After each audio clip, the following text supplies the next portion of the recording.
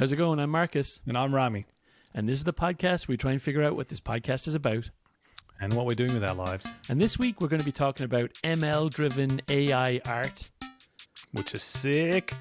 And we talk about Formula One making it big in the US. Viva la Miami. Because we're massive rev heads.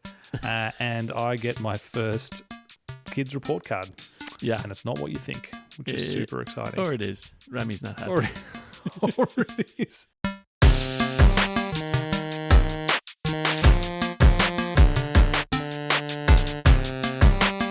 Oh, mate. How's it going? How many topics do I have for you? 0. So many. Really? Yeah, like 12. Shock me. What do you need? We can talk about Well, Mother's Day. We can talk about kids getting to sleep because people love that. We can talk about my kid's first report card. We can talk about Google I.O. that dropped. We can talk about Airbnb and summer releases. We can talk about Project Cambria, which apparently tomorrow is going to get some stuff. We can talk about my big launch this week. We can talk about DALL-E, which DALL-E 2, which you've not talked about, some of my favorite picks. We can talk about software eating your 401k, which I quite enjoy, which is just picking up back up the market chat. We can talk about Formula One and Miami and how the hell that happened. I'm intrigued by a lot of those. I'm mostly intrigued. Why don't you do it? Why don't you lead us in an adventure today? Then tell us about stuff. No, I'd like to know your topics. I'm just saying I've got a full gamut, but we have to do DALL-E. I don't know if you've been doing it, but I think it's worthwhile touching on that because that is blowing my mind. Yeah. We can do that. I saw your contribution on Twitter. I saw you when you were trying to get one done. DALL-E is cool. What's DALL-E? And I don't know. I didn't know about DALL-E 2, or I don't know if that's the one I only know about. That's the main one you know about. Yeah, it's DALL-E 2. Great. Yeah. ML art. Go for it. ML generative art. So this is from the Sam Altman, the former CEO, or not founder, but subsequently CEO of Y Combinator, who went off and kicked up OpenAI, which is essentially a group working on ML and AI functions. Previously of the GPT-3, which is that incredible pump any piece of content in and it'll write an essay for you, a journal for you. That was cool. That was the last thing they did. And then someone used GPT-3 to do like complete your code on GitHub. So people have been applying GPT-3. Basically, it's the largest kind of self-taught text generator was GPT-3 previously, and one of the largest data sets with 11 trillion or something crazy. And so they kind of went away, what's the next big drop? What's the next big thing? And they dropped it a couple of weeks ago. It's DALL-E 2, DALL-E space 2. And it's still kind of in beta. Only a handful of people have access to it, but it's basically generative art. But generative art in a way where you just give it a sentence, you describe what you'd like the image to be, and you just hit create.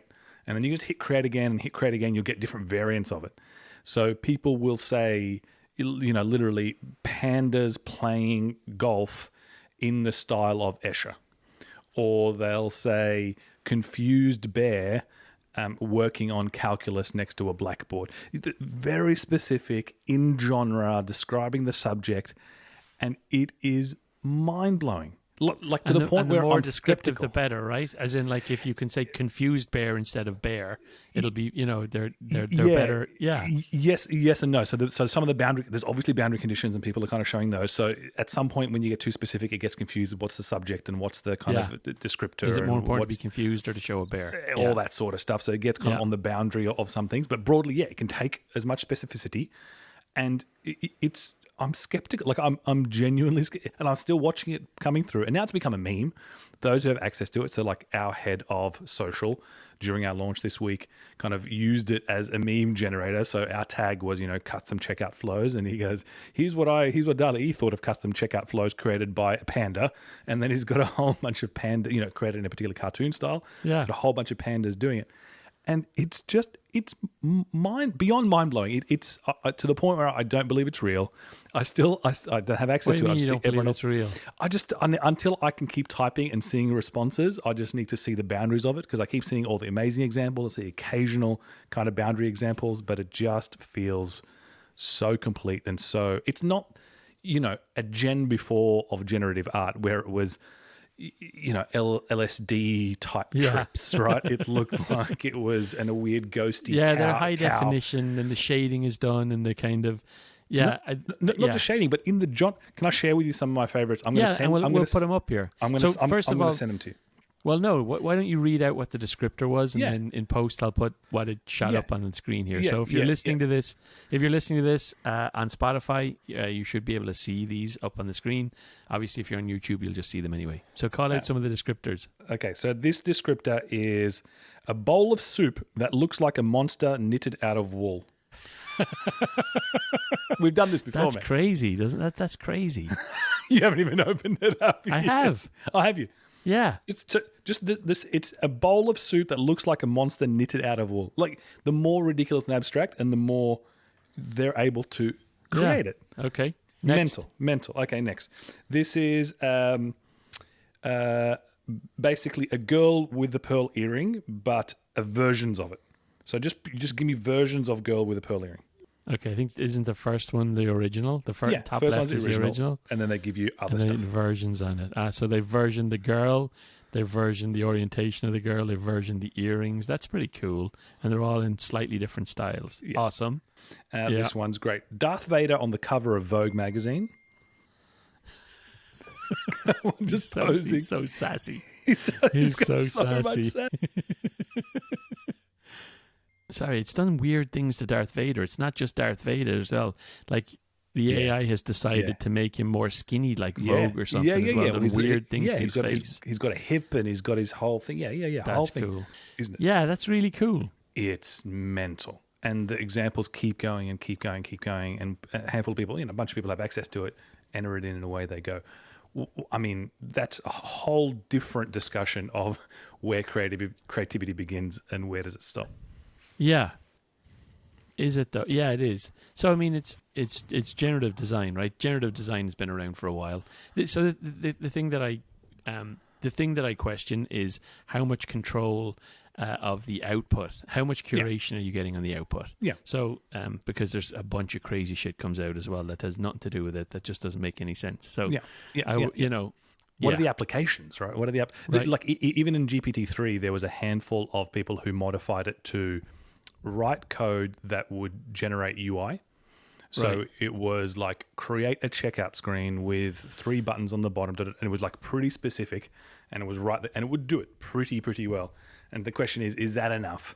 Is that is that how we're actually going to do, human machine interaction to create data, content, other language, etc.? Yeah. And the question here is, where does it stop? What's the application? And is it for marketing content? Are we going to say, show me my Coke, latest Coke product in the style of pop art, The only time I find myself doing that is when I'm creating a deck. And I'm like, the elephant in the room, and you're like, maybe you want a red elephant in the room. So you Google red elephant in room, and you can't quite get the right graphic, and then there is definitely a thing for your insert in a PowerPoint or in a Google presentation or something like that. But it is a technology searching for a problem. I mean, for sure, right? That's kind of the OpenAI story, right? And the whole thing is to push the boundary of those models and make them available and see what people come up with and monitor it and set up ethical frameworks and so on. They're not a product team. They're not trying to make dollars out of. So it is, but as a demonstrator of how far this thing can go, that kind of blew my mind. I'm wondering how to think about it. I mean, it is really cool. Let me think. For some reason, I'm just like a little dismissive of it because there's so many other cool things you can do with ML that I'm kind of like. I mean, it is really interesting, but I'm also like, ML can do way cooler things too, like as in more useful things, I guess. Tell me about what sort of cool things do you associate with it that's different? Like so the things applicability of it. Yeah, like generative design, which is truly, you said in the world that I work in, where I work in building design, for example. Let's take a building design, for example. It used to be that when you were designing a building, you would you would use tools like AutoCAD, for example, to communicate a design. So someone would have an idea for a design and say, like, it's going to be a square building, very basic. It's going to be a cubic building with the stairs in it, and it's going to house 25 people. And the tools are about communicating the design. Whereas generative design nowadays, other tools that we have and ML-enabled tools are more about, you set constraints. So you say, actually, here's a footprint, but we want it to be a mixed-use space of residential and office. We want it to house as many people as possible. Here's the structure loads, here's the wind loads, here's the solar, here's where the sun is, and it figures it out. And what it will do is it will give you 3 designs. And you pick one of those 3 designs, and behind each of those designs is thousands or millions of other designs. But you guide it. You kind of say, well, I don't want it to be that tall. I want it to be that height. And you kind of, but it generates the design for you. And that's, it's this whole argument around IP. Who at the end of that has created that design as an architect anymore? When the tools are not about communicating your design intent, they're actually helping you discover your design. Like, that's super cool for me, and that's a world we've been in for a while now, right? With like buildings that exist in the world that were generated by machines, it's just really, really cool. Yeah, yeah. I mean, it's the same with electronics themselves have been designed by machines for a like while. the iPhone, exactly. How would you possibly routing? How do you put the chips next to each other? How do you design the 100%. PCBs? How do you design the chips themselves internally? A lot of that was automated CAD, essentially. Automated layout was the original generative design in some. Not original, but a form that's been around for. What is the original generative design? when a boss just go. So totally agree. This is not the same application space. It's not. In fact, it's the exact opposite. It's deliberately the exact opposite. It's about natural language. It's about taking natural language string and then getting an output type. And I think GPT-3 was about text to text or text to something function. This is text to image. And the artistic, the specificity of the image in articulation is really special. So the thing I think that is interesting is the artistic part of it. So for maybe some folks who might not be fully up to speed on maybe some of the history of the ML stuff, one of the first things that ML algorithms were set to work on was recognizing images and photos, and that's largely a solved problem that you can find the cats in photos is like a solved problem in terms of ML image recognition. Similarly with text, text is a solved problem. ML algorithms can understand text, understand talking and then dictation, creating text from people talking. That's been around for a long time, but it's combined, and they're both kind of reasonably rudimentary in terms of ML. They're kind of like solved problems, but putting the two of them together, right? Like, I feel like there's something about putting 2 very basic things together and creating something whimsical. Kind of, it's the arty part of it that it's like. It's also synthesis, not just analysis. So image and video recognition and like scene analysis, whether it's auditory or video, is kind of the analysis part of it. But synthesizing based on. So yeah, I totally agree with you. Understanding text and getting to that point is one thing, but then understanding that text to be able to synthesize that into an image is a really interesting leap. Clearly, the same systems, but in reverse, right? Yeah, to some degree. I like it. I'm certainly I'm liking it no more. ML guru. The more that you tell me about it, the more I like it. But yeah, it's just cool. It's the sort of. Do you think it's deep fake related? Do you think it's like? Yes. Have you seen Kendrick Lamar's new album? No. Or his new video. Kendrick Lamar just released a new video where basically he sings and then has a bunch of deep fakes with other celebs. Wow. So it's him singing and then deep fakes a whole bunch of others like Justin Bieber and Michael Jordan, and all these folks kind of appear as his face and as his body as he's still rapping and talking. And it's the first kind of, and this has been happening, I don't know, for 4 or 5 years now, where we've been seeing the Obama deepfakes and the Tom Cruise deepfakes, and we were petrified about them in search around what it actually means to protect people against deepfakes. And it kind of went a bit dormant. We didn't see it for a little while. And then this thing has just exploded. It's an amazing video. Really worth taking. I want to find it. I'll watch it. I did. You just reminded me. There was an Amy Winehouse. Some ML AI algorithm created a new Amy Winehouse song. So Amy Winehouse obviously passed away a number of years ago, and I listened to it, and it's not like gibberish, and it sounds exactly like the type of it's a new song. It's not a song. It's not a cover of a song just using her voice. It's a brand new algorithm created song with coherent lyrics that sound exactly like Amy Winehouse. So I got one here. It's let's see if you can hear this. It's called Amy Winehouse plus AI created a new song. It's called Man I Know. Well, I got no idea. I got nothing to say. It's all. Isn't that crazy? How? And I like to get on going. Trouble is showing. Anyway, That's amazing. an algorithm It's made this that. one. Along the lines of where does this go?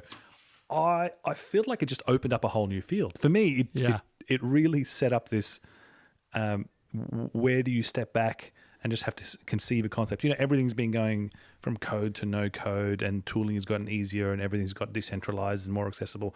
But to the point where art, creative art, like pure, that is just think of the idea and then iterate on that idea and then get to an output, an asset or collateral. Yeah. Oh, come on, that's cool. Yeah, it's very cool. It's undoubtedly.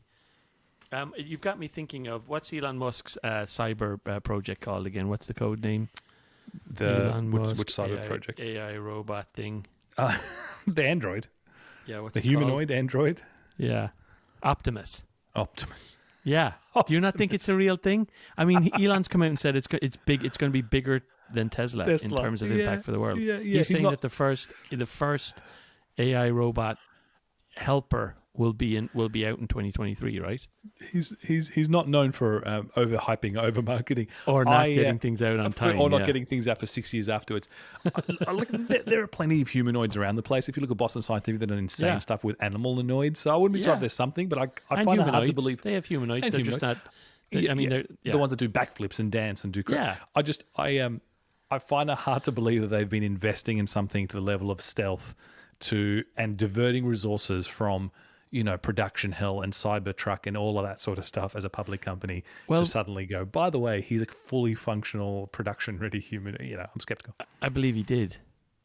I don't think they're diverting production facilities. Production's not happening, but I think that the AI that they're developing for their cars is transferable. I believe. I think he's saying, what he's saying is that Tesla is actually not about solving car problems. It's about solving AI problems, and in doing so, he might as well do this thing Optimus. Put it anywhere, right? That is part of the narrative, right? He builds the narrative where it's a software company, it's an AI company, it's not a car company, which is why the ARC Kathy Wood's investment model here is because Tesla is these 7 different types of companies in one. It's not one thing. It's a solar company and an AI company and a battery company and a boring company. And now she's clearly, underwater compared to the boring old Berkshire Hathaway who just plodded along, invested in for Apple the last 80 years, and just still crushing no matter who comes and goes. He's like, it's important just to sit back and read the newspaper.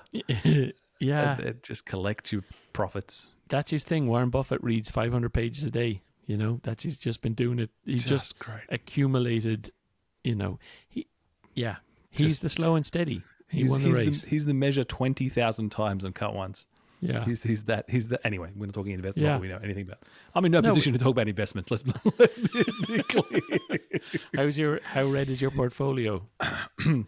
We like to not talk about that on the air. Software eating your 401k, I think, is a great. Yeah, I want to hear about that. I have no idea what that could be. That's what it is. It's exactly what's happening. All the tech stock crash is eating your 401k.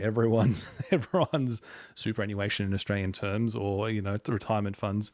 Anyone who's invested in growth or slightly aggressive functions is.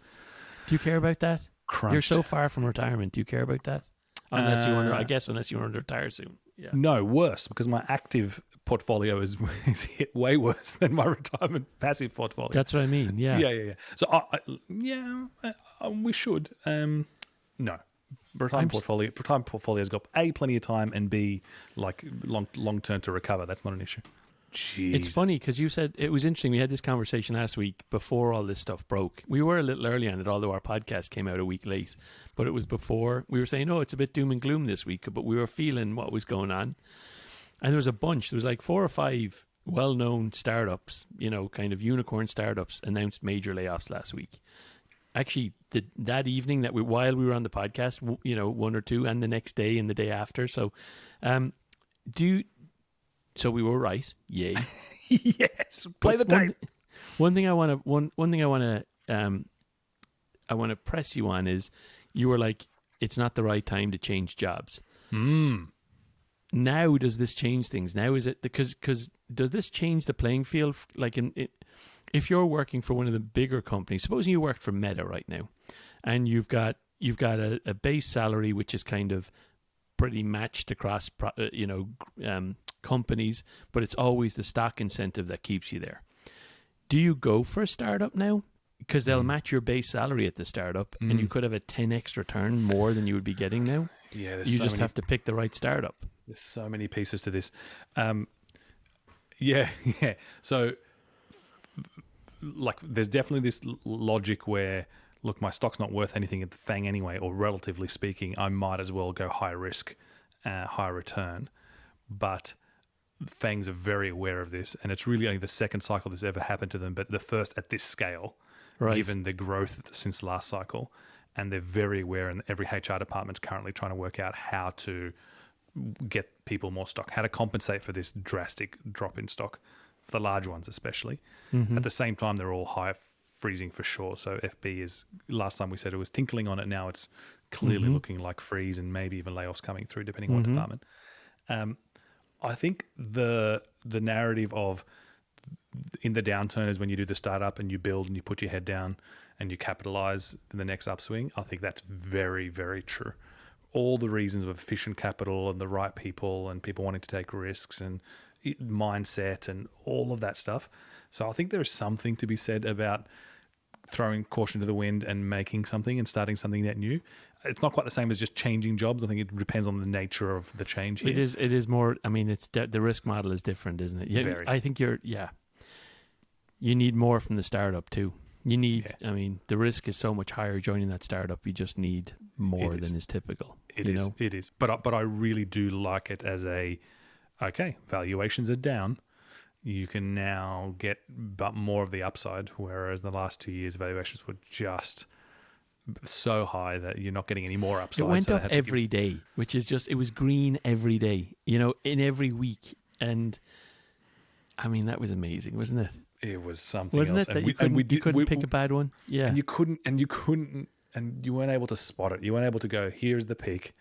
And it was obvious. And there was another peak and another peak. But we called it a few times. A few times we said, here's the peak. In that WhatsApp group, we were like, okay, here we go. And then it was like, it would go down 3% for 3 days in a row.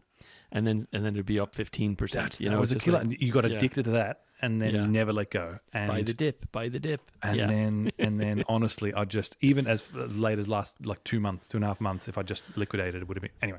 Even after the downturn had happened and big chunk of money out. Still got a thing. I could anyway. It is what it is. It is all a bit funny money. We'll recover and away we go. But, speaking of, I've got no good transition from money to anything else. Okay, let's go. I love that you're steering us this week. Let's do it. I've got stuff for you. Did you follow at all the Google I.O. announcements today, or is it all old news and it's all dead boring? Other than the Fido thing that came out this week with Apple, Google, and Microsoft teaming up to destroy passwords forever. That's my only bit of news. Yeah. Yes. Well, I like a good password destruction. Also, virtual cards. Google's going hard on virtual credit card numbers.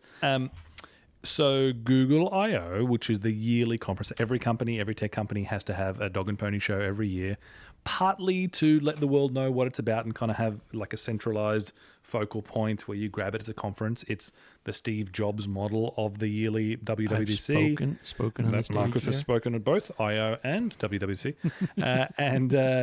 It's let the world know it's the marketing day, developer/marketing day for that company. But it's also a great internal tool to galvanize everyone to actually deliver to a drumbeat. It essentially becomes the artificial deadline that everyone can get behind, and you use it from the top all the way down to go, hey, can you get into I.O.? Are we getting an I.O. this year? Are we about to get into? And you use it as a marketing lever and use it as a deadline, use it as a driver. It's a TikTok. It's a whole thing. It's a really, really, really, it's the most powerful high-level product manager artificial deadline there is, and it's the CEO level one, right? Yeah. Anyway, so iOS today. Didn't follow it in detail, but I got a bit of the snapshot. And it used to be, it's an incredible festival, right? You watch the 2-hour keynote. Yeah, it's a lot of fun as well. Good energy and incredible. And you internally, go there, there's bands playing and all. It's like an event. It's like a festival, isn't it? Full-on festival. And the 2-hour keynote, everyone's watching with bated breath for the 5 seconds that your product is flashed up and your friends down there and everyone's hooting. And that's right. And all the stuff that went into everything that was cut and how the machinations to get there and all the rehearsals and so on. So a bunch of stuff drops in the keynote, all this kind of very real stuff, another pixel, another version of a pixel, a sneak peek of the next pixel. New watch. The Pixel watch has been incredibly leaked nonstop. This is, remember, Google bought Fitbit. I saw it a couple of weeks ago, So they've merged Fitbit and Pixel, and they've created the Pixel watch, which looks amazing. I wondered if you're into it or... I'm into it for sure. We're out of the ecosystem, so it doesn't really matter, but that one peaked. No, I'm into it. It's just not... It's on the wrong OS. But Ecosystem. it's the right form factor, wrong OS. Yeah. Gorgeous and sleek and circular and the whole thing. Yeah. Bunch of other things. There's great searchy things around, image-based search where it's reverse search. You're showing the image, or you're shopping and you put your phone over a bunch of brands and you see, the actual ratings that you've already got on the review. So heavy shopping focus. Cool. That Google's been doing for a while, and now they're overlaying it on the real world. Yeah. But the one that caught my attention, it was at the end, AR glasses. Google Glass is back, mate. Different form factor, but Google Glass is back. Not formally announced. Is it the same thing, a single screen in the top of your eye, or is it glasses now? No one's doing that. No one's doing that. Everyone's doing embedded optics in the lens and the whole thing. It looks like a John Lennon style, not John Lennon, they fully round Steve Jobs glasses. Like a Buddy Holly style, black square rims. rims. Yeah, that kind of vibe with overlaid info and the classic for the last 30 years, the single best application of real-time AI, ML, AR. What is it, Marcus? Mapping? Close. Messaging? Language translation. No matter what it is, if it's your hub or your audio or it's just all about everyone's out there talking different languages.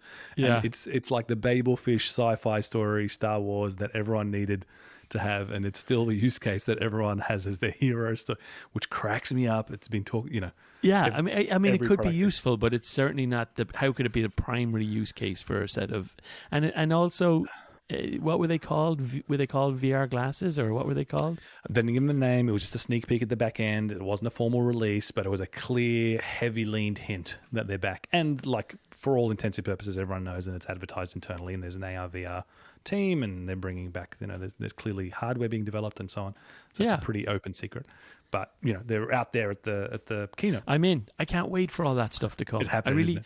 I really can't wait for, as someone who wears glasses, same as yourself anyway, imagine enhancing it. Let's do that. 100%. Yeah, same. Yeah. I'm in. Yeah.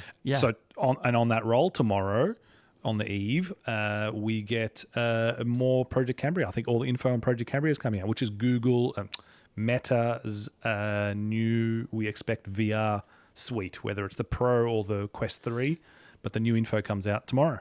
I thought something came out today. I thought I saw something on it. Anyway, yes, comes out tomorrow. Cool. I don't know. I haven't read anything about it. No. How are you feeling about Meta and the metaverse right now? Like, as someone, so traditionally a big, fan of their Oculus 2, you were like super into it, got me into it. Haven't heard you talk about it in a while, and I've heard you not super happy with people calling Facebook Meta and all that stuff. So where do you stand on it now? I still think it's the most cynical rebrand of the last however long, and that people bought into it hook, line, and sinker blows my mind. It was a rebrand without any actual substance relaunched. They could have waited to have something, to have a new headset or to have a new ecosystem. No, it was just more of the same, but rebranded into, by the way, now look at our VR stuff. You weren't listening to it before. They had to do something, didn't they? I know, but it's cynical and everyone bought it, and I can't believe everyone bought it, and I'm a little bit livid that everyone bought it. Do you think everyone bought it? I mean, everyone uses it and everyone talks about the metaverse and everyone's using the phrase metaverse and meta. But I think people are getting tired. So what I was hinting at, I think people are getting tired of the metaverse already. The Meta's version of the metaverse already. Which metaverse? Kind of like, which version of what? The version they gave in that launch, in that rebrand, where it's like, someone's a robot and someone's floating around. It was just like, it was like a dad's idea of what the metaverse might be, and it's actually not going to be like that at all. Yeah, and the metaverse really needs to be open source, doesn't it? As well, like, and I mean, yeah, it needs to be more cyberpunky than, you know what I mean, than that.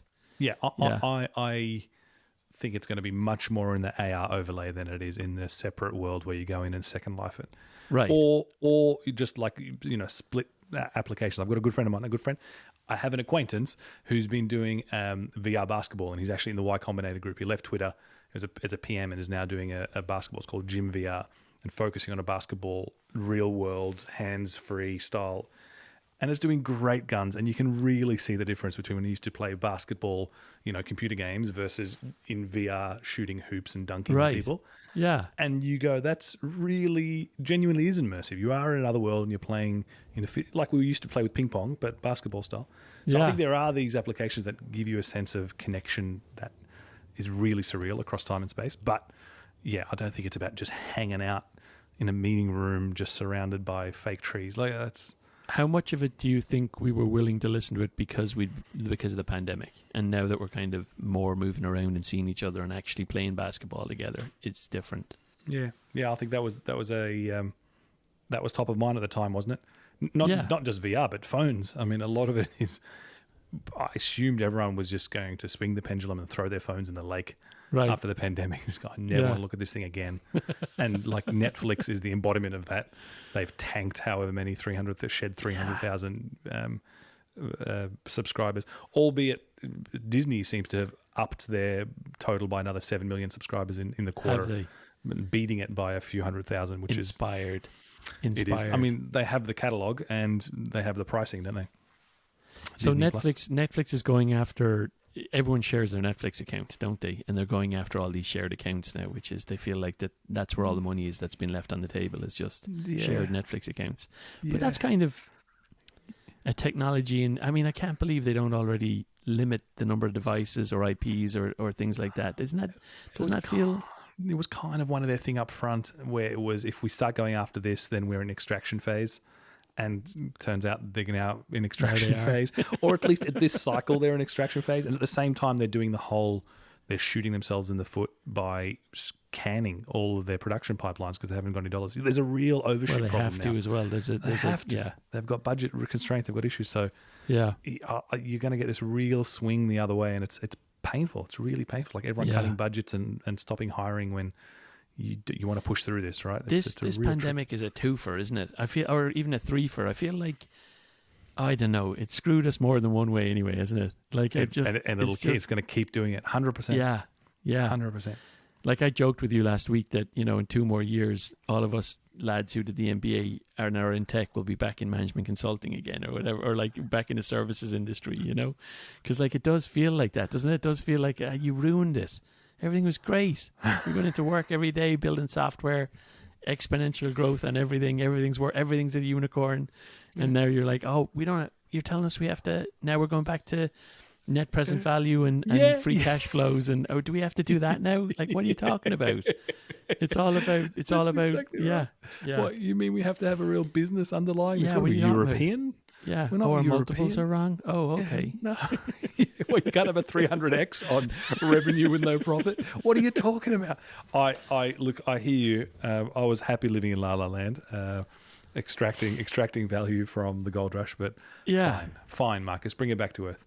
No, but I don't know. So a lot of tech companies will survive and come out thriving. I think this is the one where, the companies that are real will survive. The ones that have revenue, I have to say I struggle with startups that don't have positive revenue or positive, at least, net positive cash at any stage. I'm just, even in the hyper growth stage where you have to try and win the market for a network, I'm always like, yeah, but is it really worth 17 billion then if you're not, anyway.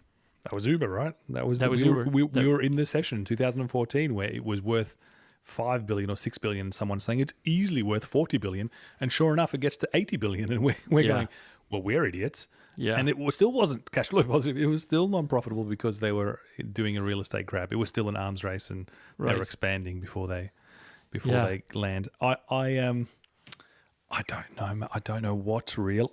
I do believe something in a model which says you monetize when the time is right. And as long as the fundamentals look right and you can see the clear line of sight to monetization, you can do it later.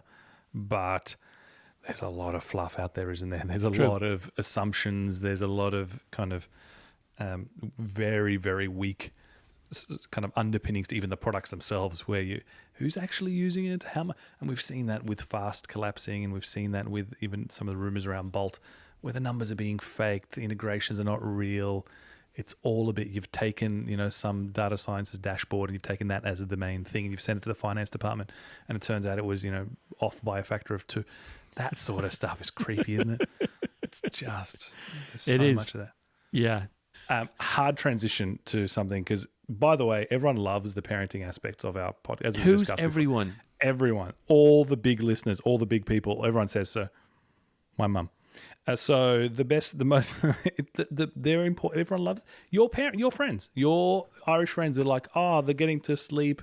I love that. And I was listening to, they're getting to sleep. The whole thing. Everyone loved those aspects. No?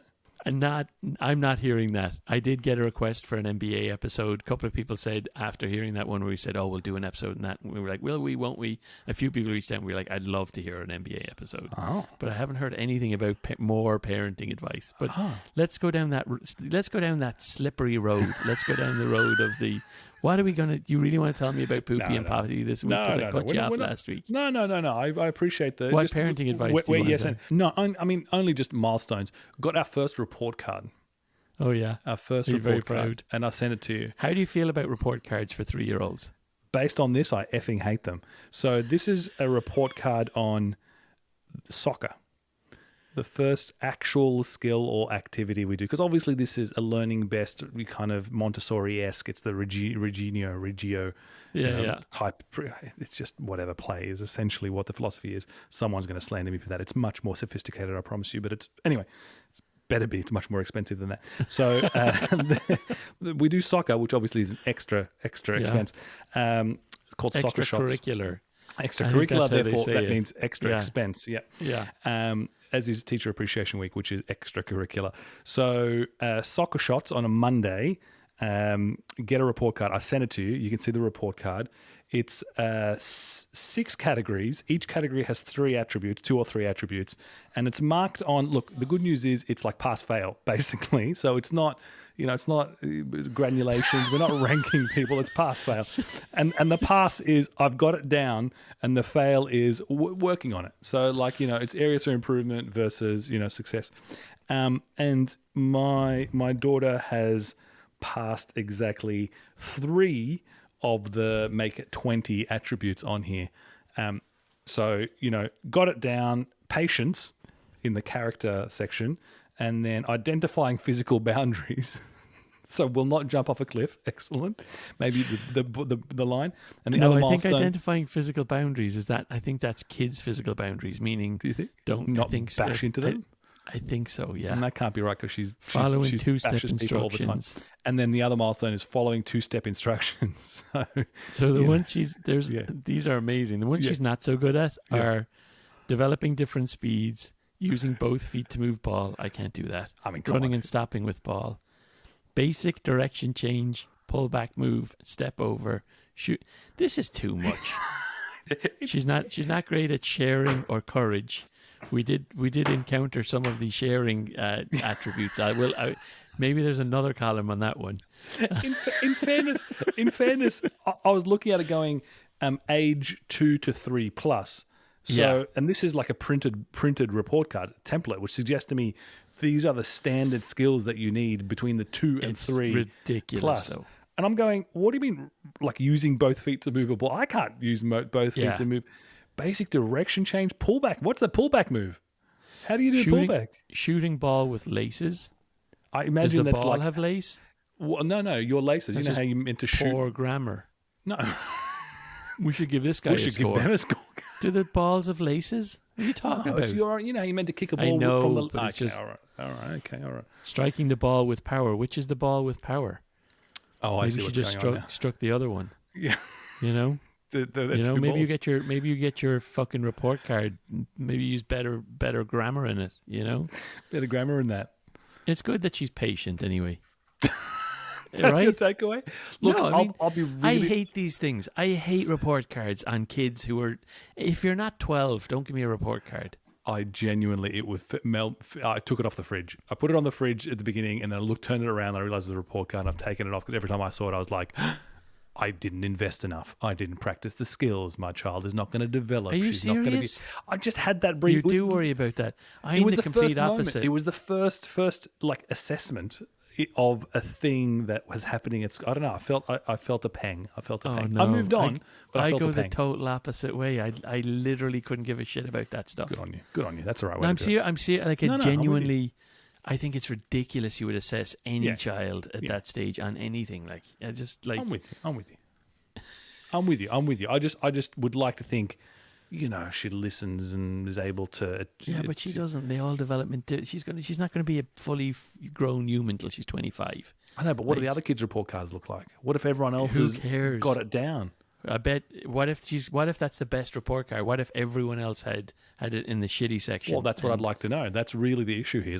What you're missing here is benchmarking data. I haven't got benchmarking data. That's what I'm missing. That's exactly There's no right. trend. There's no trend data. There's no benchmark data. So all you've got is these arbitrary data points. This is Yeah. poor form.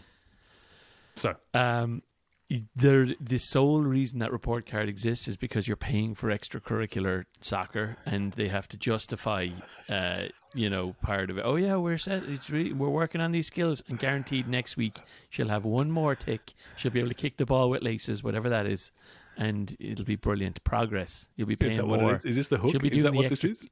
She'll be doing the additional class you can do on a Saturday to get her scores up. Yeah. Listen, anyway. Don't. I know you're competitive. Don't read into it. Don't change Wait, anything about. I'm competitive. I'm not competitive. I just want to make sure she's competitive. It's completely You are different. competitive. You're I'm not very competitive. Yes, you are. What, are you saying you're not competitive? I am competitive, but Yeah. I am competitive, but I might be a little bit less competitive than you. Rubbish.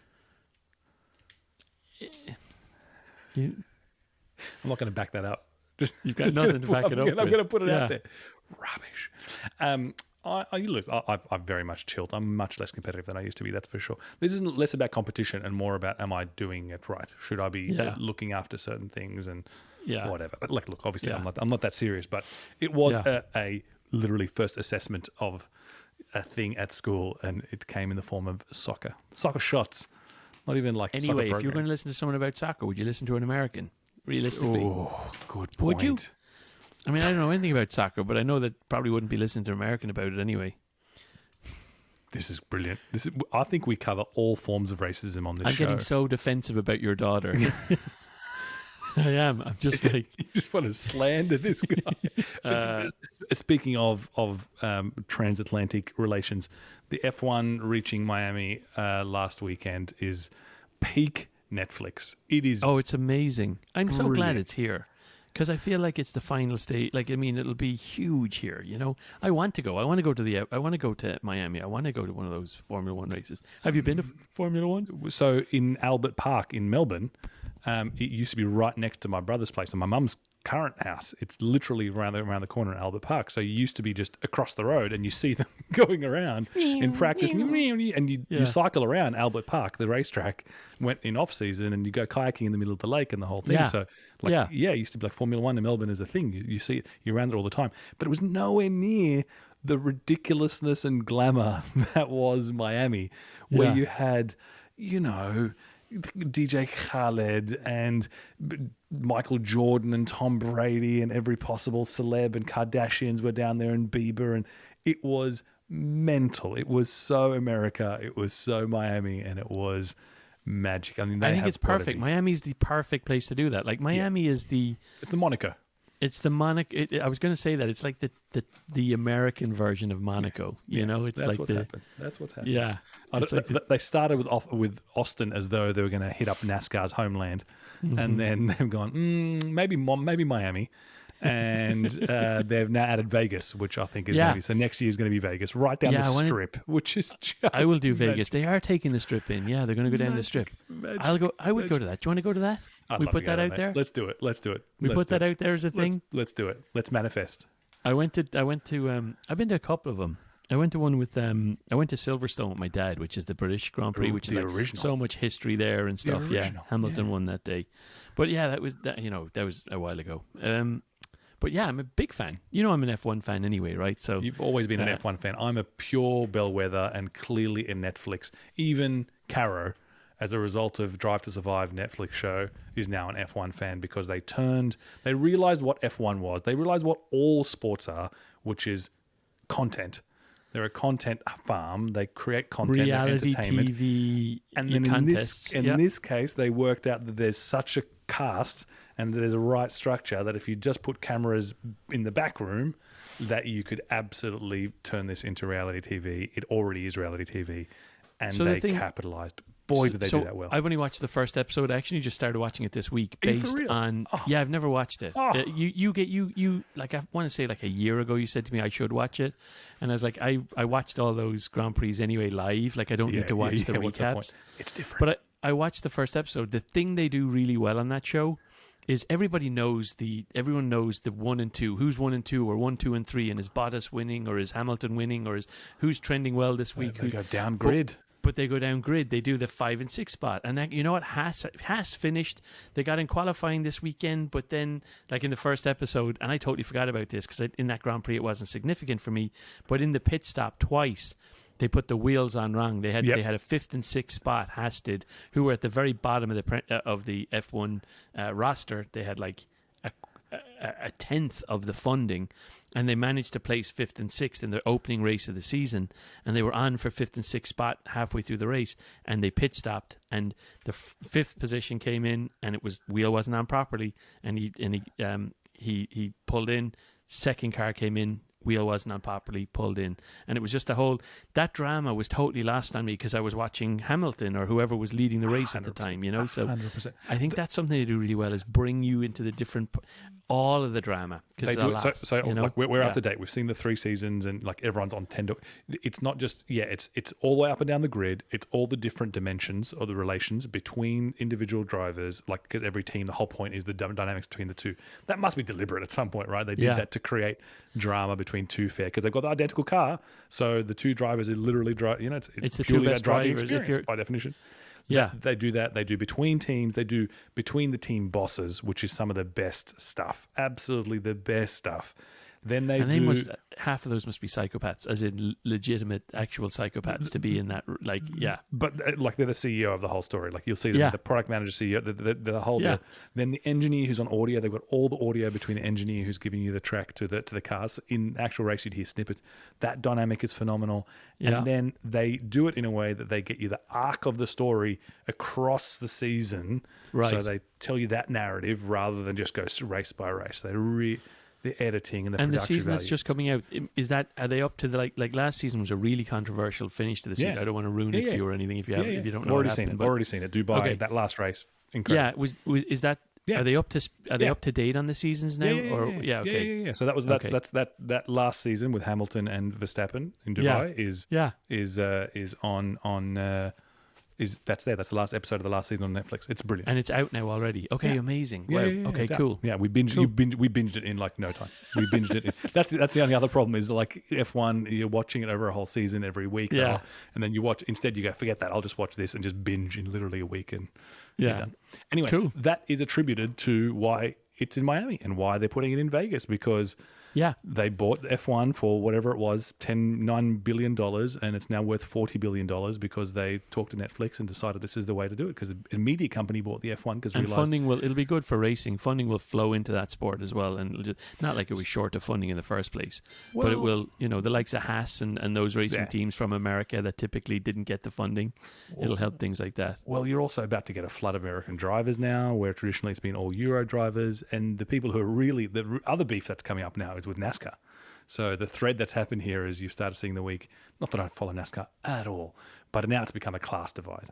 Because it's always been. Formula One to NASCAR has always been posh to I can't say, to not posh. But it's now become like you've brought it to our homeland. Right, so before it wasn't, it's really you're rubbing it in our face. Sitting here in the US, right. So now you're rubbing it in our face, and it's become popular. And so it's a photo of the Mercedes cap in Miami being sold for $180 or something, and all of the like popular NASCAR drivers and bosses piling on, going, "What a reward! I can't believe it. Who'd pay for this?" You know, it's class warfare. How much were the I caps? don't know, it was $80 or $120 or something. Yeah, You know, it's merch, amazing. right? Merch in Miami at the F1, and you can buy it for 30% of that online or something. But it's become class warfare, you know, courtesy So, of. You know, Who's your team? Who are you? Team I'm Mercedes not or are Red you Bull. Red Bull? I'm not Team Red Bull. I can't stand what's his face, Which one? the boss. I Oh, can't okay. stand the boss. I actually can't stand Verstappen either. Kara hates Verstappen. She's just, and it's annoying because his name is Max, and Kara's like, I can't believe he's stolen. Oh no. Yeah. And the boss, and who's married to Jerry Halliwell, who I think commissioned the original, the first series. So he's Oh. what's his name? I'm dropping his name. Let's look it up. Christian Horner. And who's just so snide and like full of himself and smug, and he's the underdog in that first season, or in that season. And I'm a Red Bull fan. I'm a Red Bull racing fan for sure. But I mean, I'm a Hamilton fan as a the things he's done for the sport, and you know. But Red Bull's my team because it's one of the things we watch. We watch it on the weekends when it's on.